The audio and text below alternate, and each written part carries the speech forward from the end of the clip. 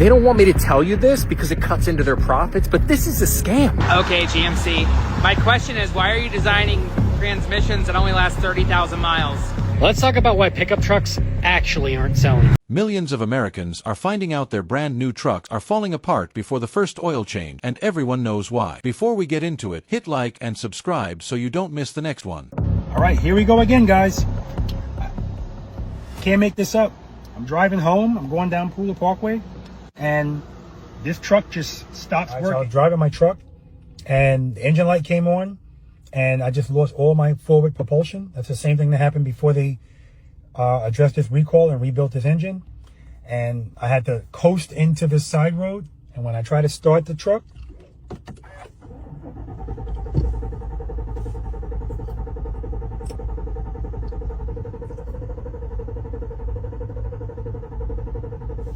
nothing's lit up. It's just, I don't know what's happening. Trying to start it, and it's just cycling. And then it speeds up the cycling. But while it's doing that, nothing's on the dashboard. And when I try to stop, when I stop that, then everything comes on the dashboard, but I have no power to move the vehicle. It won't start. So waiting for a tow truck now. We'll see what happens. So guys, this is a $95,000 truck. I changed my mind on the new Duramaxes. This is a 2022. It's in park right now. I'm doing that. It's got 27,000 miles. Check engine light come on. It won't hardly go in reverse. Won't hardly go in drive. We got one gear left. 27,000 miles. I've got a big problem. Just bought this truck, 2022. Had it for a month, and yeah, 3,300 miles. If I keep doing that, it's going to be 36,000 miles in a year. Okay, GMC.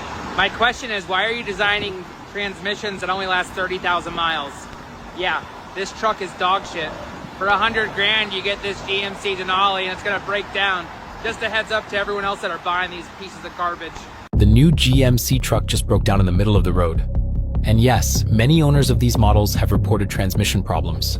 They don't want me to tell you this because it cuts into their profits, but this is a scam. Look at these things. What do these have that old trucks don't? Tell me in the comments. Backup camera, $60 on Amazon. Besides, just crash into somebody, be a man. It's 2026. Bluetooth, $16 tape. This one gets better fuel economy. Does it? What, 8 miles per gallon? Guess what that works out to? $350 a year savings. It's all planned obsolescence. Why are we all stuck in this debt trap where we think that spending $80,000 on a truck that's going to cost you $1,600 a month is a good idea? How? It's modern day slavery. For me, I'm done. Are you done? The real reason why these new trucks and cars aren't going to last is not because they're going to have a major mechanical issue or they're going to rust out all the way. Now, we will see that with some new cars, right? You will see like the Tundra or the 6.2 liter from GM, or we saw the EcoBoost with the wet belt system when they blow up. What made these trucks last so long was that because they were simple mechanically, and the electronics compared to today are so simplistic. I mean, these trucks, even when they knew, were technically complex, but compared to now, they only have a few computers, 4 or 5 computers, where a new car can have 10 to 20 times that. It needs 10 to 20 times the processing power. Think about that. So even this one that has a little electrical gremlin, this thing will actually still run and drive. I mean, it's 26 years old and has almost 300,000 miles.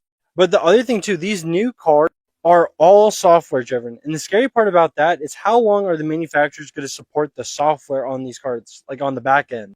Because we see phone manufacturers, computer manufacturers, that they give up on the software after about 10 years or so, max. Like 10 years is the max you're going to get on a computer.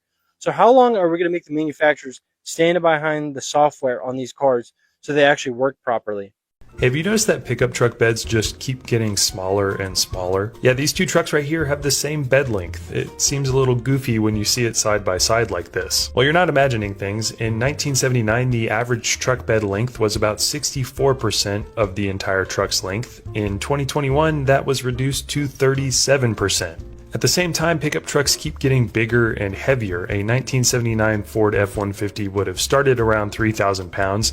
A 2021 F-150 XL would have started around 4,000 pounds. And the caveat to this whole thing is that you can still get that regular cab with a long bed. It's just that nobody really buys them. Everybody wants the short bed with a crew cab and tons of space, and I'll tell you why. This has been deeply studied by the people making these pickup trucks. They know that people want the appearance of a tough, capable, powerful vehicle, but their use case is much more like a minivan. Jesus. 7,000 miles on a 2025. Everyone talks about how these Chevy frames get all rusty pretty early on. So this is a 2025 with like 12,000 kilometers, maybe 7,000 miles. She's looking pretty rusty, fellas. But it gets better. Look at that. Jesus. 7,000 miles on a 2025. And you get a frame that looks like that? Jeez.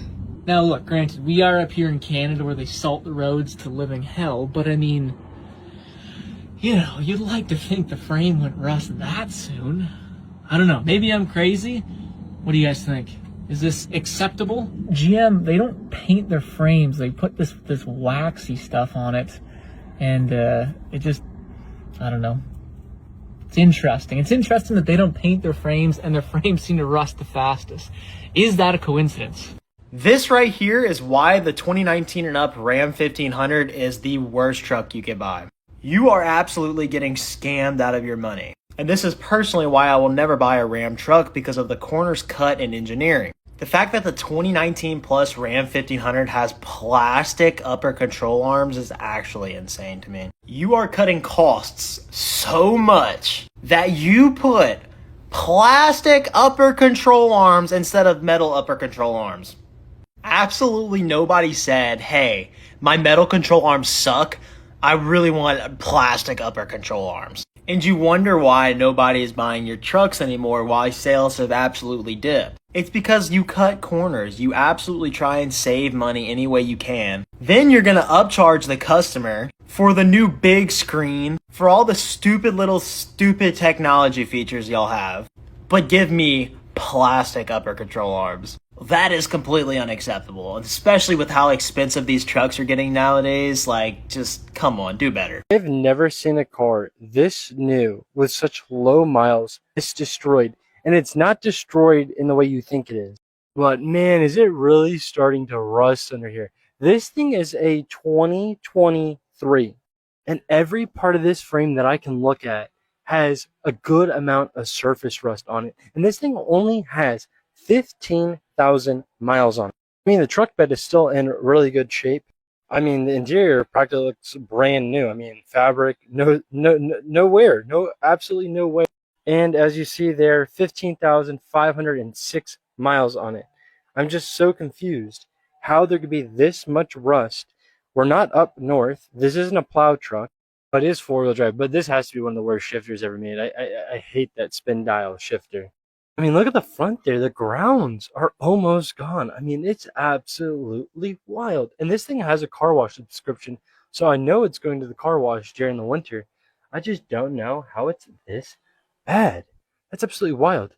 I mean, is it just a quality issue? Is it a RAM issue? I've never seen something like that so early on in a car's life. A $95,000 GMC truck dead on the side of the road. Engine cycling, dashboard blank, no power to move. Waiting for a tow truck. Not after 100,000 miles. After owning it for a few months. A 2022 Duramax, 27,000 miles. Check engine light on. Won't go into reverse. One gear left. A brand new GMC Denali bought 1 month ago with 3,300 miles. Asking one question on camera. Why are you designing transmissions that only last 30,000 miles? A 2025 Chevy with 7,000 miles. Frame already rusting badly. Not up north. Not a plow truck. Just a truck that GM decided not to paint the frame on. They use a waxy coating instead. And somehow, GM frames rust the fastest. The man asking whether that's a coincidence already knows the answer. A 2023 Ram 1500 with 15,000 miles. Surface rust on every part of the frame visible underneath. Interior practically brand new. Frame looks like it spent a decade in a salt mine. And the Ram 1500 has plastic upper control arm, not metal, plastic, on a truck that cost $60,000 plus. Nobody asked for plastic control arms. Nobody said the metal ones were the problem. Ram just decided the savings were worth more than the engineering. Here's what nobody at the dealership will say out loud. New trucks are bigger than ever, heavier than ever, more expensive than ever, and the bed keeps getting smaller. In 1979, the average truck bed was 64% of the truck's total length. By 2021, that dropped to 37%. The truck grew. The useful part shrank because the manufacturers figured out that people don't actually need a truck. They need to feel like they have a truck. Short bed, crew cab, big screen, $1,600 a month. That's the product. The appearance of capability without the engineering to back it up. And the software problem nobody is talking about. New trucks run on 10 to 20 computers. Phone manufacturers stop supporting software after 10 years. Computer manufacturers stop after 10 years. How long is Ford going to support the software on a 2025 F-150? Nobody knows. And the day they stop, that truck stops working properly. Not because the engine failed, because the software expired. A 26-year-old truck with 300,000 miles is still running because it has 5 computers and simple mechanics. Your 2025 truck with 15,000 miles has rust on the frame and a transmission that won't shift. $80,000. 1 month old. Dogs ****. The man said it, not me. Subscribe if you want to keep watching. And tell me in the comments, have you had a brand new truck break down on you? Because based on this comment section, you are not alone.